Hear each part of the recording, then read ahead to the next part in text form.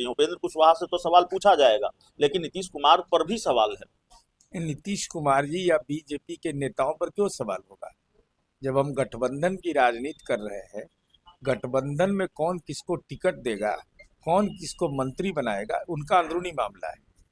लेकिन सवाल इस बात का है कि उपेंद्र कुशवाहा जी ने अपना मंतव्य दिया है, जो मैं सुना हूँ, इतना मैं सुन पाया। वो जो मंतव्य उन्होंने दिया है वो आपके गले से उतरती है। वो कह रहे हैं कि पढ़ा लिखा है, तो पढ़े लिखे तो उनकी पार्टी में बहुत से लोग हैं, या फिर वो ये कह रहे हैं कि हमारी पार्टी में इनके सिवा कोई और पढ़ा लिखा नहीं है। वो कह रहे हैं कि दूसरे लोगों पर भरोसा नहीं है, छोड़कर लोग चले जाते, इसलिए बेटे को मंत्री बनाया है। गला तो हमको एक ही चीज उतरता है कि दूसरी पार्टियों के कितने विधायक संपर्क में हैं? जेडीयू कब बिहार की सबसे बड़ी पार्टी बन जाएगी? और चर्चा यह भी है कि जेडीयू ने अपने कोटे से कम मंत्री बनाए हैं, इसलिए कि वो जो खेल का रास्ता है वो खुला रखा है। कुनबा ही उजड़ गया, अब वहां कौन जाएगा? वहां कितने विधायक संपर्क में है जेडीयू? नहीं, अब कितने विधायक नहीं है हम संपर्क में, हम कह रहे हैं कि तेजस्वी जी के संपर्क में कौन, अब कौन रहना चाहेगा? सीरीज से कौन खिंचवाएगा? अब जितना खिंचवाना था खिंचवा लिया आप कह बेचारा। रहे हैं संपर्क में है भी, आंकड़ा भी नहीं बता रहे हैं कितने हैं नहीं, संपर्क आंकड़ा के लिए चिंता मुक्त रहिए। विपक्ष के नेता राजनीति के बिल्कुल हाशिए पर रहेंगे, ये तय है।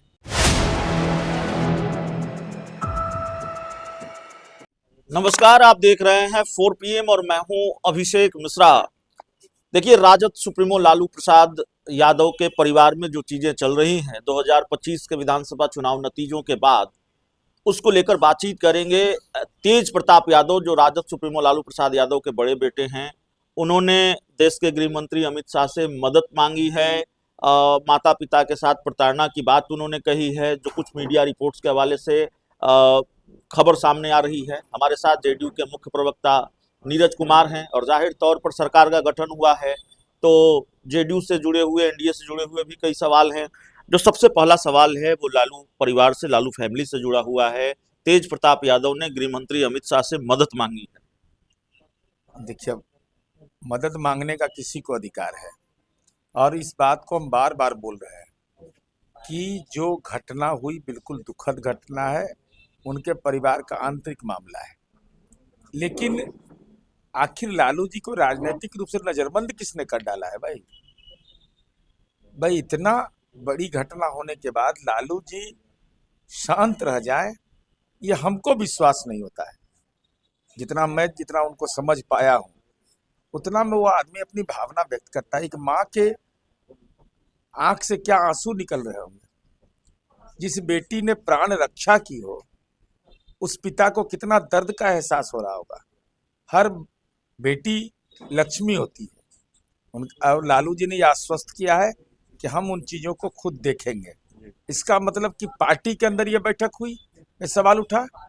अगर पार्टी के अंदर यह सवाल उठा है तो समीक्षा बैठक में, तो लालू जी यह भी चिंता का विषय आपके लिए होना चाहिए। इसका मतलब परिवारवाद का संक्रमण जो है वह आपके दल के आम कार्यकर्ताओं के बीच यह चर्चा का विषय बना है, जो आपके परिवार में पार्टी के अंदर सवाल उठ रहा है, इसमें कहाँ कोई शंका है। शिवानंद तिवारी ने तो पार्टी छोड़ दी और ये कहा कि सपने में सीएम पद की शपथ ले रहे थे तेजस्वी यादव, और मैं उनको झकझोर कर उठाता था।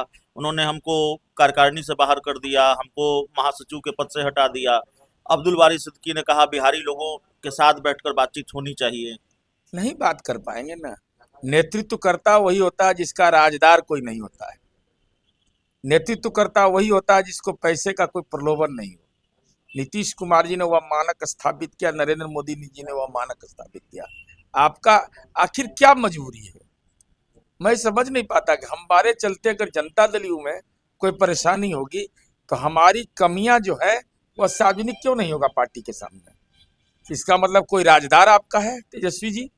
यह दुखद बात है। राजनीति में लंबी लकीर खींचने की मंशा अगर है, हमारा कोई राजदार हो जाए, तो राजदार से नहीं होगा। नामदार बनने के लिए राजदार नहीं जरूरी है। कल बिहार के मुख्यमंत्री नीतीश कुमार ने शपथ ली और 2 तस्वीरें सामने आई।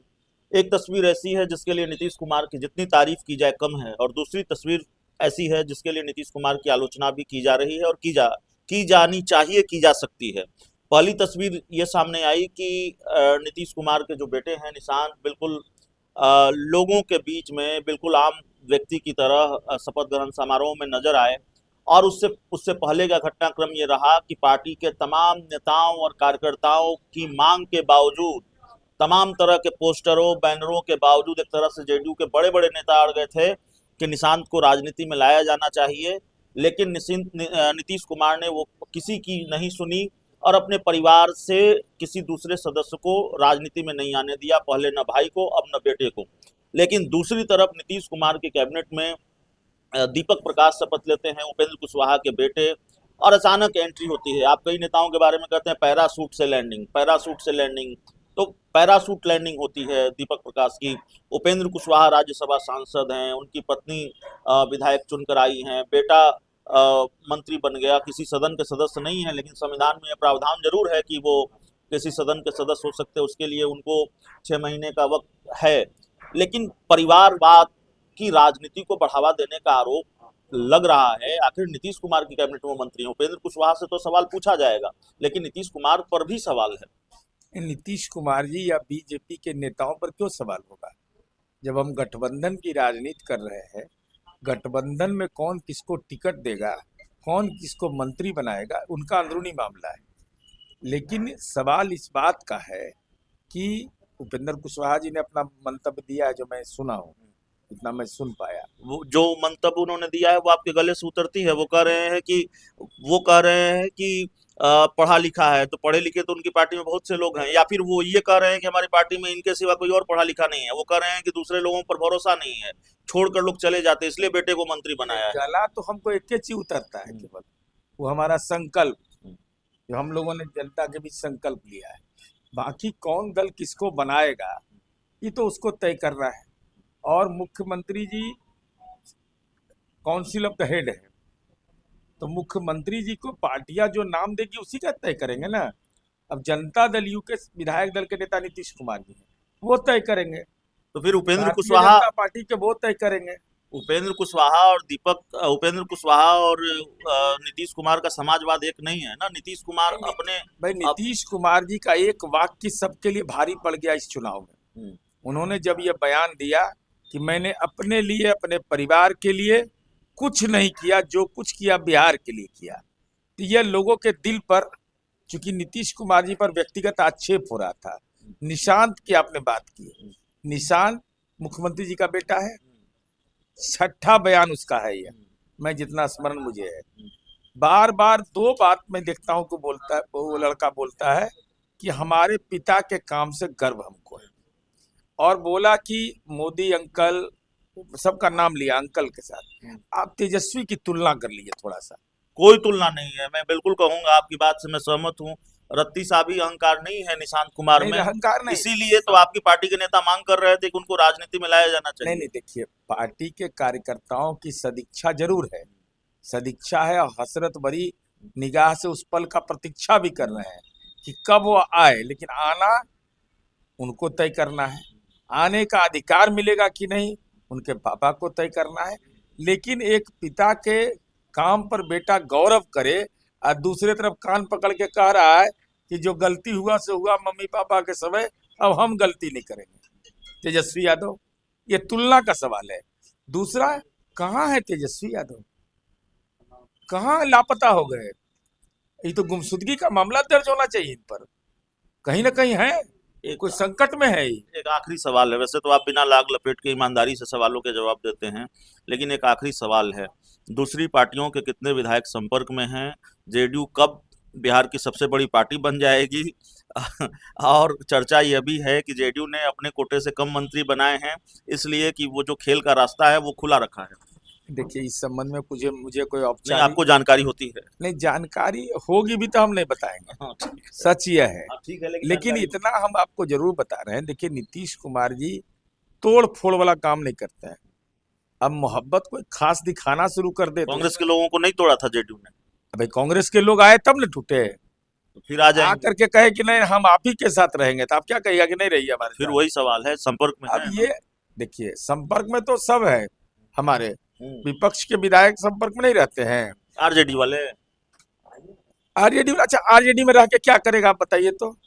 ये कुनवा ही उजड़ गया, अब वहां कौन जाएगा? वहां कितने विधायक संपर्क में आरजेडी? नहीं, अब कितने विधायक नहीं है हम संपर्क में, हम कह रहे हैं कि तेजस्वी जी के संपर्क में कौन रहना चाहेगा? सिरिंज से कौन खिंचवाएगा? अब जितना खिंचवाना था खिंचवा लिया आप कह बेचारा। रहे हैं संपर्क में है भी, आंकड़ा भी नहीं बता रहे हैं कितने हैं नहीं, संपर्क। आंकड़ा के लिए चिंता मुक्त रहिए।